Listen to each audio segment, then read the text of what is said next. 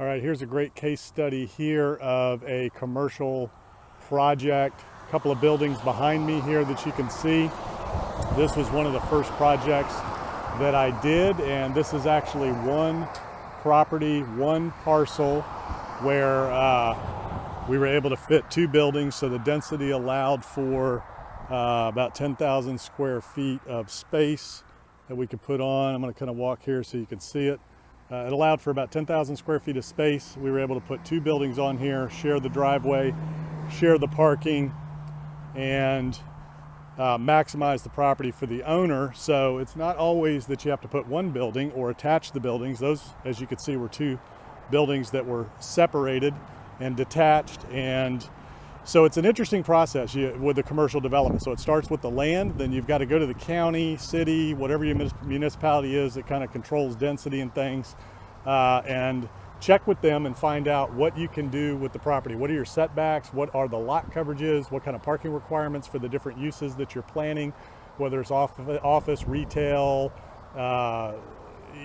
hospitality, whatever it is, gathering, assembly, they all have different parking requirements. So you want to start there, start the process with the city, county, make sure that you understand what you can do with the property in terms of maximizing it, what your allowances are for density, parking, setbacks, things like that. This is a corner property, so the setbacks were quite different on the side and the front. A lot of times that eliminates a lot of property that you can use. You got to look for easements, for utilities, things like that. What is your stormwater requirements? What kind of utilities are available to the property? What are you going to have to do? Do you have to relocate power poles? Power lines, water sewer lines, things like that. So there's a lot of things you need to take into consideration when you're first looking at a commercial property to develop. So that's just part of your initial due diligence. Before you really go too far with it, you definitely do not want to buy the property until you know what you can do. Once you've satisfied the initial due diligence requirements and you have an idea of what you can do with the property, height, lot coverage, setbacks, parking, just all those different things, utilities, once you have satisfied that you can do sort of what you want to do or exactly what you want to do or more than you thought you could do, then you want to talk to some builders, whether they're design, build, or just general contractors that build the type of building that you're looking to build.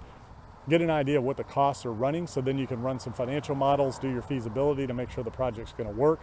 Once you know that the project's going to work, the feasibility studies come through, the financials work, then you can proceed to the next step, which is to go ahead and start moving towards the architecturals and the design of the site. So you want to engage a civil engineer that does your site planning, site design, all of the things that need to be done to develop the site. After you engage the civil engineer to plan your site, then you want to start talking to architects about design and get an idea of the fees, what it's going to take, or you can engage a design build general contractor to do your project.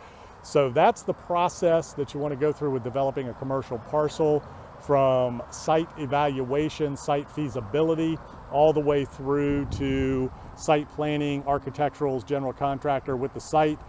Sometimes it's recommended that you do soil studies, geotechnical studies, environmental studies, things like that to make sure the soils are sound, that what you're going to do is going to work. They're going to require that. So you do some borings and samplings, and you got to do your environmentals for your commercial loans, things like that. But that's basically how you develop a commercial site. This is a case study, one of the first projects I did out of the gate, two buildings on one parcel. Pretty creative, interesting project. It was a lot of fun. And that is the development process for small, small single tenant, multi-tenant, freestanding buildings. This was two buildings on one site, detached versus connecting them. Great use of the property, great way to do it, and a good long-term investment, good way to get started in the development business, pretty easy, low-risk project to get started with.